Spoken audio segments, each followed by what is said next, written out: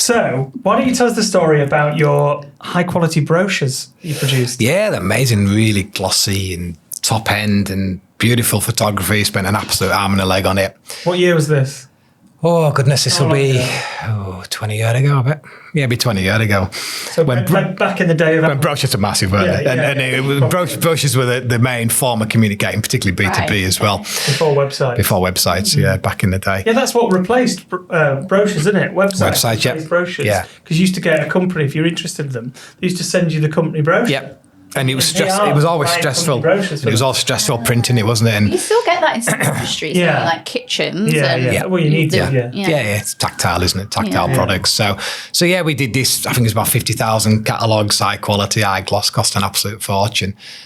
And unfortunately, we put some old lady's phone number on the back of it, and not our phone number. How the hell did that happen? I have no idea. It was a one digit out, and it was no, the amount of phone and this. Poor old lady getting all these phone calls, and we had to employ a team of about half a dozen temps to come in and overstick it. Was the typo you? Well, not me personally, but the team I was working in, obviously. I must admit, though, ever since How many boxes is 50,000 brochures? Oh God, is this a stock room full of brochures? Yeah, it's a hell of a lot of brochures. Yeah, it took them a long time to overstick them, but it was cheaper than getting them all reprinted. It's just that feeling of. It's just gut-wrenching feeling when you realise what's happening. It's like, oh my God. And then you look at it, it's like, it is wrong. How on earth have we missed that? How many phone numbers did she get? How many phone calls did she get to? She phoned us within 48 hours. I think she'd had about 20 phone calls. She wasn't best happy. And the sunset. It would keep going because nothing, once they're out there, you can't, in them days, you couldn't do it like now. You could change the web page. Yeah, you can do it. You've already handed out 1,000. You've got 1,000 people. Potentially, you're still going to ring it for the next year. I bet this is a mistake that most marketing people have made. In some way or shape or form. Well, we interviewed another, weirdly, we've only had a few clients on here. You're one of 3, I think. And if you want to hear about a typo, and in one of her first roles, Rachel for Huthwaite, she was doing a big exhibition down in Excel, and then they did a £60,000 worth of right in the centre of Excel. It was one of the biggest things, and they'd done it. And she worked for a big software as a service company, and it said software. Right, in massive letters all across, and it wasn't just on one side; it was on everywhere, each side. And they were there for this was in the first hour that one of her team told her, and we were like, "Well, what did you do? Did you like?" It's like a 3-day exhibition. Yeah, so you just had to be anxious for the next 3 days. Can you imagine how did you sleep? Awful. I mean, because you don't do it when you've done something daft like that. Because it is easy to do, and you can't. If you proofread a brochure, you can't see the wood from the trees sometimes, can you? And you can read the same mistake 50 times, you still ain't gonna spot it. I think ever since I've done that, I've been so paranoid about printing stuff. I think even to the extent that back in the day, when a bit younger, I used to proofread stuff on press for colours and stuff like that because it was quite colour critical. Even phoning that phone number from the press just to 100% make sure it wasn't the mistake we were going to make again. It does make you a bit paranoid. I mean, yeah, we've all made typos and press releases and all sorts of things. Okay, and the second one of your 2 mistakes you've got when you did a mail merge. I'm not going to lie, I've got probably 10 mail merge errors where it's merged the wrong. So it'd say like mail merge. That's your first marketing mistake. What's a mail merge? Yeah. Seriously.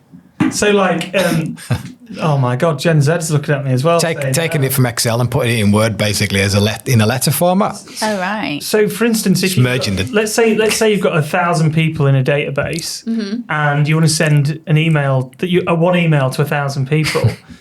Back in the day, you might even for those of your older listeners might remember when you used to have to do a mail merge for the labels. Oh yeah. You produce them, and it would do the labels for the posting. So the idea is that you could connect Word or Outlook to Excel, and it would look for way, and then it says hi Sinead, but everyone's done it wrong where it says hi British Wool by accident. Do you know what I mean? You might tick the wrong box or delete a column by accident, or delete one bit. What did you do? I think I don't know what I'd done in Excel, but it had misaligned all the names and the company names, so we'd sent it out to all like massive customers. How many customers are we talking? Oh, it's probably That'll be 2,500, I would have thought, top of my head. So quite a lot. It was a decent whack of people. And all the names are wrong. And they knew who the competitors were. So they were getting with the competitor's name on it, but their company name on it. Awful. Well, you had the competitor's name in your email? Yeah. Well, it wasn't an email, was it? It was a printed one. So it would say, say you're my competitor, it would say, "Dear Chris," from British Wool, and it was like, and they knew who the competitors were. We got some right irate phone calls from customers. You don't even know our name. I'm still confused. You sent a letter from.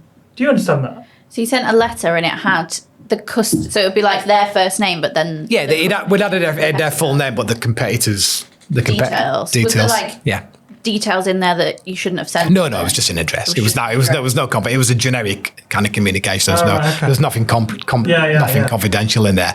But nevertheless, everyone's queue phone calls, and I just died when I found it, because that literally was my mistake. That is the one I will fess up to. I had nobody else to blame for that one.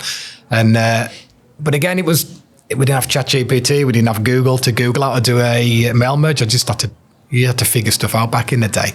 And well, that's my excuse, and I'm sticking to it. with that, like when you did stuff wrong, like now, like people, even 5 years ago, before AI, you had some sort of problem with Meta, or if we're talking recent social media, you could kind of Google it, find a site, then look through the forums, find the answer. Yeah. But even before, now AI just gives you the answer straight off the bat. Miles easy, isn't it? But back then, it was like, I've screwed this up. This is broken. Yeah. What do I do? There was no YouTube. No YouTube. No. God, I wouldn't be able to get through the day. No. Without being able to just figure shit out. Yeah, it was good. It was well, it was good. There wasn't more mistakes. Well, I'm sure there was. There was. He's probably pushed to the side. Yeah, we haven't got all day.